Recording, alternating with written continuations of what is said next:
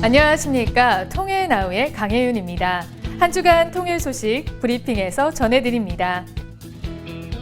지난 8일 민화협 창립 18주년 기념 후원의 날 행사가 세종문화회관에서 열렸습니다. 민화협 후원단체와 후원회원을 비롯해 각계 인사 300여 명이 참석했습니다. 이 자리를 통해 정세균 국회의장은 북해도 북핵 문제 해결을 위해 육자회담 당사국 의회 간 대화와 협력에 나설 것이라며 함께 머리를 맞대고 경색된 남북관계를 풀 수 있는 지혜를 모아달라고 당부했습니다. 이어 홍영표 통일부 장관도 축사를 통해 통일은 민족적 과제이고 꼭 해야 할 일이라며 나라를 사랑하는 마음으로 함께한다면 어려움을 극복하고 평화와 통일을 위해 나아갈 수 있을 것이라고 강조했습니다. 통일준비위원회가 동아시아연구원과 함께 미국 신행정부 출범과 한반도 평화통일을 주제로 세미나를 열었습니다. 지난 11일 프레스센터에서 진행된 이번 세미나에서는 미국과 중국, 러시아 등 주변국들의 안보 전문가들이 모여 미국 신행정부의 북한 문제 해법을 전망해보는 시간을 갖고 이에 대한 자국의 입장에 대해 논의했습니다. 이날 김영석 통일부 차관이 대독한 축사를 통해 홍영표 통일부 장관은 한반도 통일은 우리 민족의 오랜 염원이자 국제사회와 함께 이루어내야 할 공동의 과제라며 오늘 회의가 평화통일에 대한 국제적인 공감대를 확대하는 데 많은 도움이 되기를 바란다는 메시지를 전달했습니다.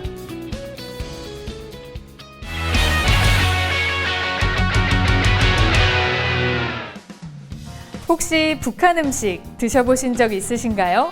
북한 음식은 남한 음식과는 다르게 큼직하고 푸짐할 뿐만 아니라 담백한 맛이 특징인데요. 하지만 먹어보고 싶어도 쉽게 맛볼 수 있는 기회가 흔치 않습니다. 그런데 최근 북한 음식을 전문으로 하는 식당을 소개하는 애플리케이션이 나왔다고 해서 화제가 되고 있는데요. 어떤 앱인지 지금부터 만나보시죠.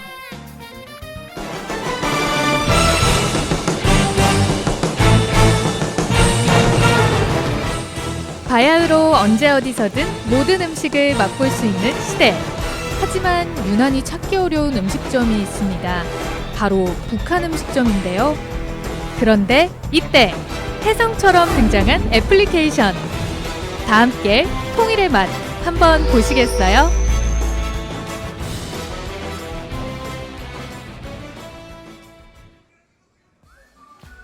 서울에 있는 한 북한 음식 전문점. 점심시간을 앞두고 직원들이 음식 준비에 한창입니다. 북한 지역의 음식들은 재료를 아끼지 않고 푸짐하게 만드는 것으로 유명한데요. 특히 맛이 자극적이지 않고 담백해서 누구나 부담 없이 먹을 수 있습니다. 하지만 북한 지역의 음식들은 다른 지역 음식보다 덜 알려져 있는 것이 사실인데요. 6.25 때 이렇게 넘어오신 그 실향민 분들이나 그 자제분들, 그런 분들이 많이 오시고 또 그리고 미국이나 일본 손님들이 또 많이 오세요. 되게 60대의 분들이 좀 많이 오세요. 북한 음식점을 알리기 쉬운 그런 앱이 나온다 그러면 어떨 것 같아요? 진짜 도움이 될 것 같아요. 앱 같은 거는 이렇게 젊은 분들이 많이 그 핸드폰을 사용하시니까 그분들한테 많이 홍보가 돼서 많이 도움이 될 것 같아요. 그런데 최근 북한 음식점을 소개하는 앱이 등장해 화제가 되고 있습니다. 음식점의 주소 그리고 메뉴뿐만 아니라 특징까지 알려주는데요. 그렇다면 이 애플리케이션을 만든 사람은 과연 누굴까요? 수소문 끝에 도착한 곳은 경기도 용인의 한 고등학교. 이곳에 오늘의 주인공이 있을까요? 네, 안녕하세요. 통일의 맛 앱 개발자 맞나요? 네, 맞습니다. 통일의 맛 앱 개발자 곽준혁입니다.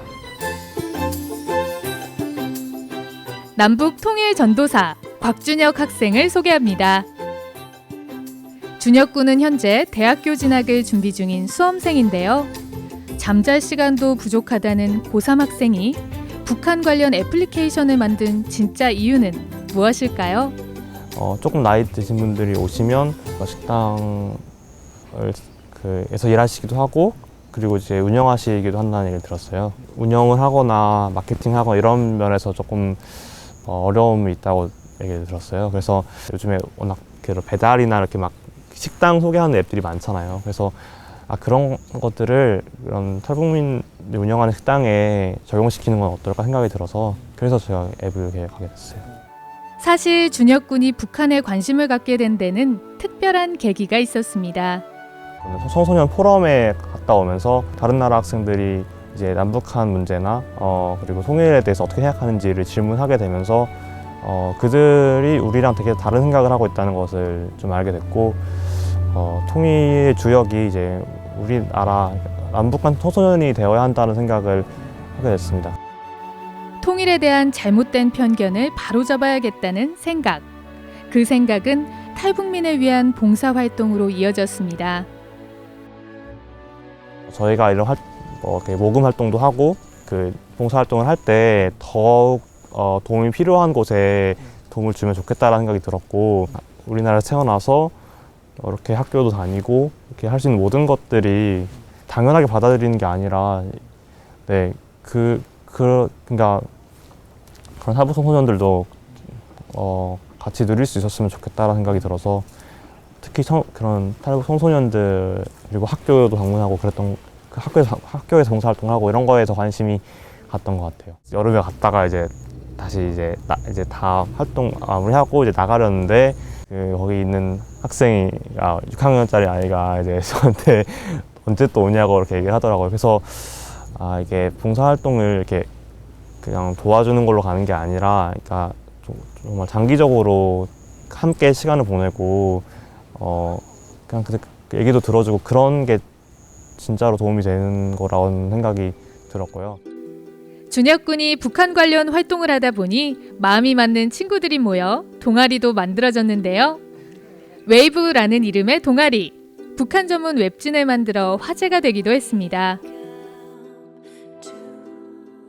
처음에는 한국을 외국인들에게 알리는 걸로 시작을 했어요. 그러다가 이제 저희가 단순히 한국을 알리는 게 아니라 조금 더 도움이 되는 활동들을 하자고 해서 그때도 제가 북한 관심이 있었으니까 이렇게 회의를 하다가 그렇게 방향을 설정을 해서 웨이브 신문이 만들어진 건데, 좀 통일의 물결이나 이제 그런 걸 이렇게 좀 전파하자는 그런 이미지 괜찮은 것 같아서 그렇게 유지를 하고 있습니다. 준혁 군이 누구보다도 열심히 했던 웨이브 활동. 현재는 7개 학교에 70여 명이 넘는 학생들이 참여하고 있습니다. 북한 뉴스를 볼 때는 집중하며 진지한 눈빛을 보이지만 친구들 사이에 있을 때만큼은 장난기 어린 고등학생의 모습으로 돌아가는데요. 공부를 할 때는 되게 열중해서 하고 막 이렇게 막 애들이랑 장난스럽게 보다 사실 조용하게 자기 열심히 하는 스타일인데, 친해지면 되게 장난을 되게 잘 쳐요. 되게 자기 할 일 할 때는 되게 열심히 하는. 준혁 군은 앞으로 미국에 있는 대학으로 진학할 계획입니다.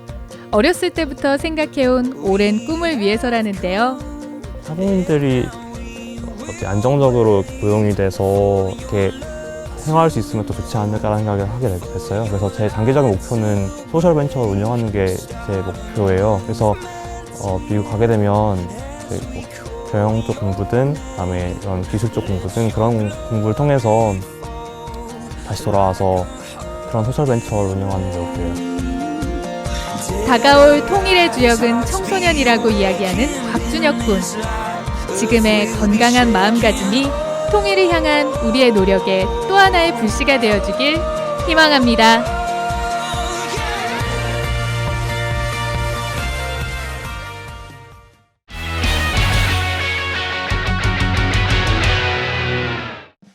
요즘같이 추운 계절, 따뜻한 밥 한 그릇이 속을 든든하게 해주는데요. 한국인은 밥심이라는 말도 있죠. 오늘은 한민족의 밥상을 책임지는 밥에 대해 이야기해봅니다. 운동회나 체육대회에 빠지지 않고 등장하는 줄다리기.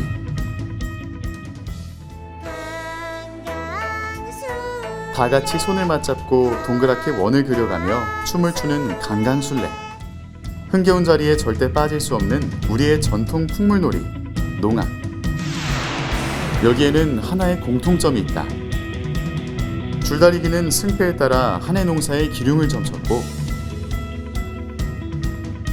강강술래는 풍년을 기원하는 대표적인 민속놀이, 농악은 농사의 고단함을 잇고 흥을 돋우기 위해 악기를 연주하던 것으로 이 모두 풍작을 기원하는 데서 시작한 놀이인데 오늘 통일의 뿌리에서는 우리 민족의 밥에 대해 알아본다.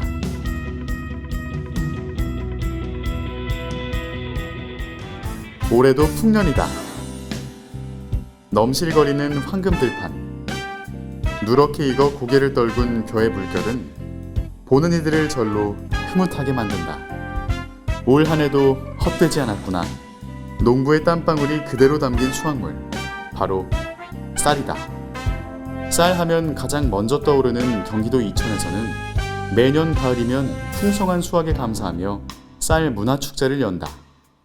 갓 걷어들인 쌀을 가마솥에 앉혀 다 함께 먹는 흰쌀밥. 밥맛이 꿀맛이다.